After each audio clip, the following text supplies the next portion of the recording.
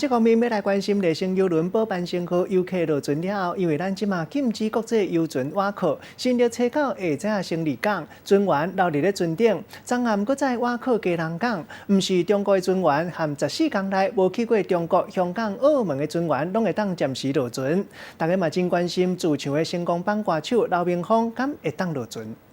挂翠暗拖行李，一个排队。补办7号邮轮的员工，经过要1天的时间，总算换因会当回去啊。用专车送到机场去，就直接送机场。8点半、9点、10点都是外都有，都是今天的飞机。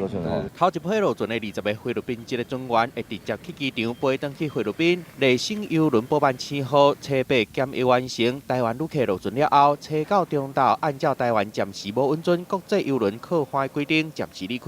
不过，家人港为2015年开始，就是补办7号补给的母港，所以船运公司一直希望会让船搁登去家人港。经过港务公司甲航港局透明讨论，补办7号总算会当用唔是营运的方式登去家人港，做民生的补给甲船员的替换。再度回到母亲的怀抱，欢迎回来。